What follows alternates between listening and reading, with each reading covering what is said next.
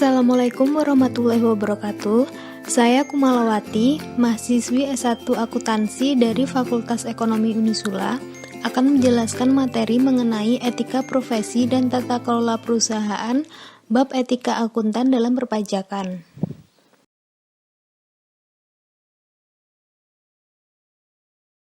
Akuntansi perpajakan, definisinya adalah bidang akuntansi yang mengkalkulasi, menangani, mencatat, bahkan menganalisa dan membuat strategi perpajakan sehubungan dengan kejadian-kejadian ekonomi transaksi perusahaan. Peranannya dalam perusahaan adalah signifikan, yaitu diantaranya yang pertama, membuat perencanaan dan strategi perpajakan dalam artian positif. Kedua, memberikan analisa dan prediksi mengenai potensi pajak perusahaan di masa yang akan datang. Ketiga, dapat menerapkan perlakuan akuntansi atas kejadian perpajakan, mulai dari penilaian atau perhitungan, pencatatan pengakuan atas pajak, dan dapat menyajikannya di dalam laporan komersial maupun laporan fiskal perusahaan. Yang terakhir, dapat melakukan pengarsipan dan dokumentasi perpajakan dengan lebih baik, sebagai bahan untuk melakukan pemeriksaan dan evaluasi. Tanggung jawab akuntan pajak. IRS mengemukakan bahwa tanggung jawab utama praktisi pajak adalah sistem pajak. Komisi IRS Roscoe Egger dalam Armstrong menyatakan bahwa suatu sistem pajak yang baik dan kuat tidak hanya terdiri dari entitas administrasi pajak saja. Dalam kasus ini IRS, hal tersebut juga harus terdiri dari kongres, administrasi, dan komunitas praktisi. Bukan sebagai bagian yang terpisah pada masyarakat yang luas, tetapi lebih bekerja sama ke arah tujuan umum. IRS bersandar pada praktisi pajak untuk membantu dan mengukur hukum pajak dengan jujur dan adil dalam pelayanan dan pengembangan kepercayaan klien dalam integritas dan kepatuhan terhadap sistem pajak.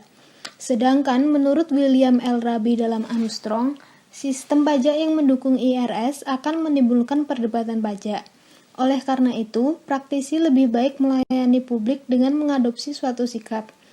Argumennya adalah aturan etika yang fundamental dalam praktik perpajakan pada tingkat etika personal adalah praktisi pajak harus mengizinkan klien untuk membuat keputusan final.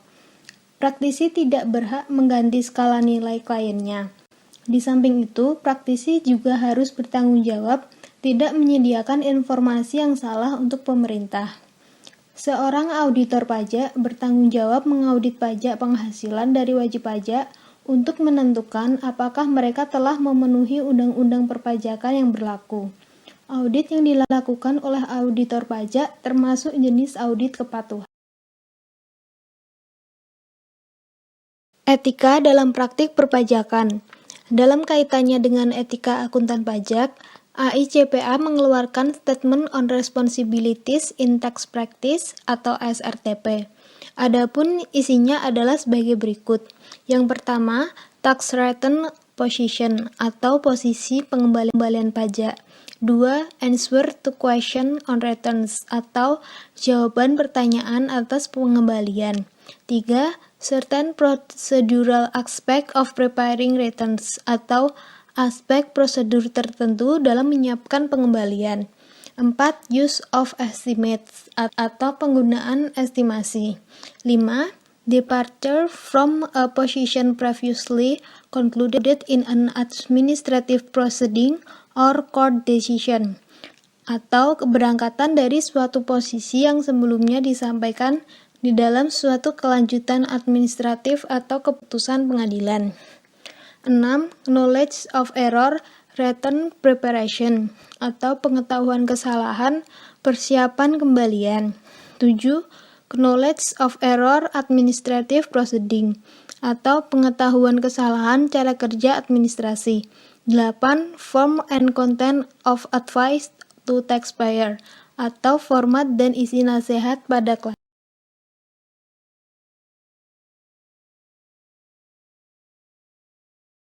Kode etik konsultan pajak.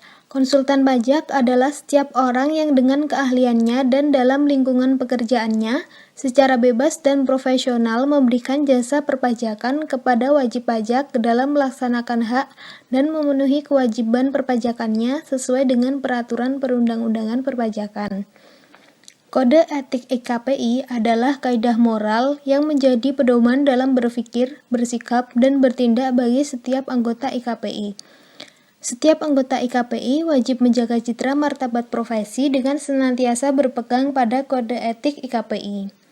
Kode etik IKPI juga mengatur sanksi terhadap tidak dipenuhinya kewajiban atau dilanggarnya larangan oleh anggota IKPI.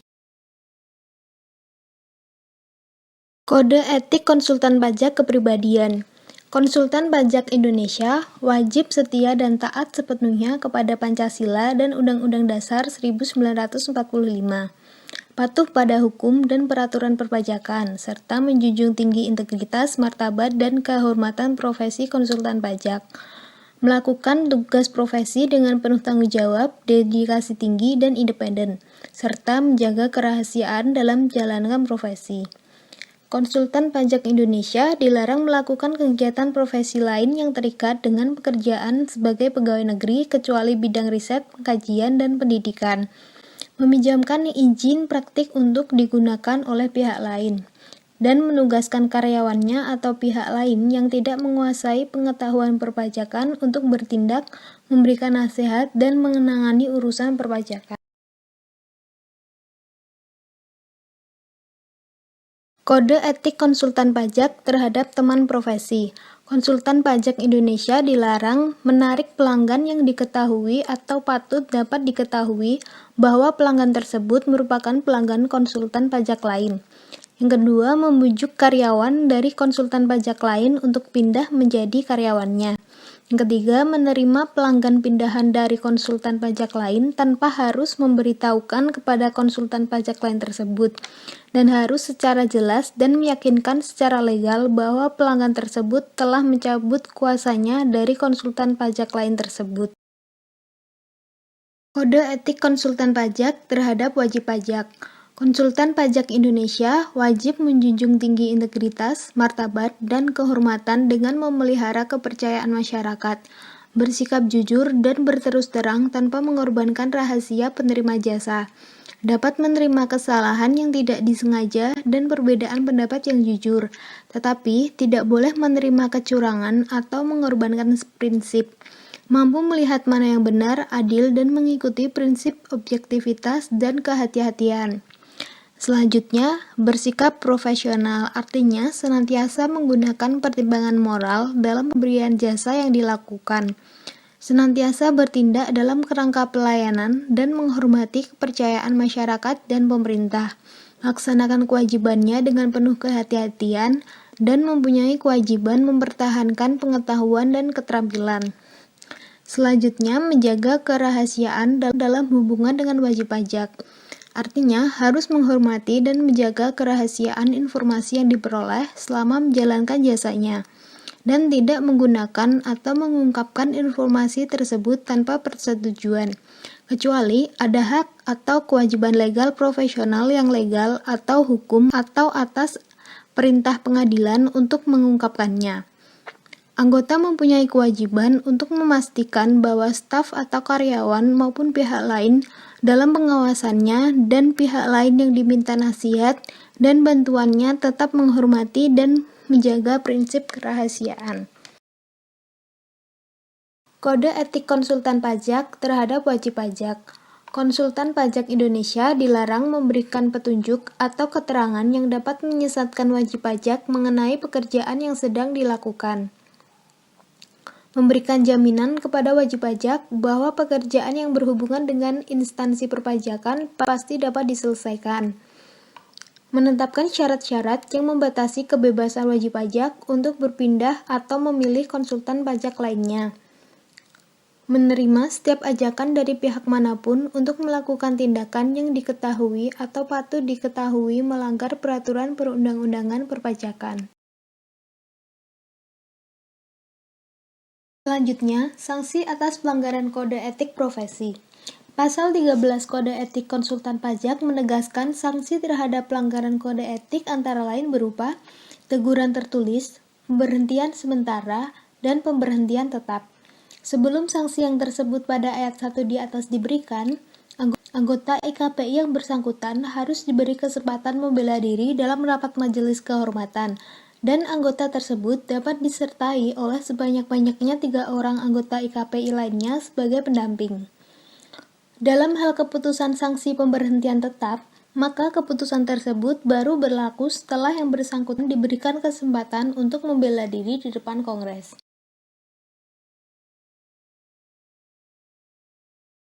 Kompleksitas aturan perpajakan dan tuntutan klien. Yang pertama, jeratan pajak ganda pada dividen. Secara teori, Indonesia menganut classical system. Artinya, ada pembedaan subjek pajak, yaitu subjek pajak badan dan subjek pajak perseorangan. Yang bermasalah dalam pajak dividen adalah terjadi economic double taxation. Pengertiannya, sebelum dividen dibagi kepada pengusaha, dia merupakan laba perusahaan yang dikenakan pajak, atau disebut pajak korporat. Namun, ketika dibagi lagi kepada pemegang saham korporat, pemegang saham itu harus dikenakan pajak lagi. Inilah yang disebut sebagai pajak ganda. Yang kedua, sengketa pajak.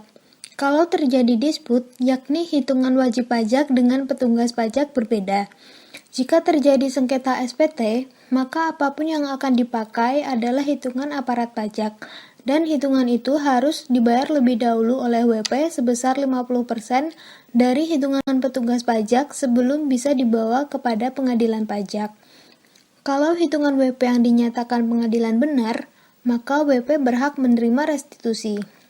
Namun malangnya, uang restitusi itu kenyataannya tidak segera dibayarkan oleh fiskus. Jika uang restitusi jumlahnya miliaran, jelas saja mengganggu cash flow para pengusaha. Inilah persoalan yang menjadi momok dalam disput antara WP dengan aparat pajak. Untungnya, dalam UU KUP, perhitungan SPT ditentukan secara bersama-sama. Jika ada perbedaan klaim angka, maka yang lebih dahulu dipakai adalah klaim WP. Sebelum masuk ke pengadilan pajak, WP hanya cukup membayar sebesar 50% dari klaim hitungan WP. Yang ketiga, tarif pajak yang tinggi.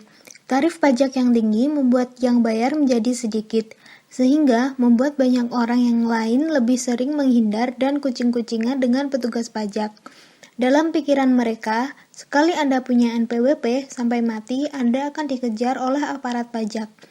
Prinsip ini membuat mereka kalau bisa selalu baku atur atau main belakang dengan fiskus.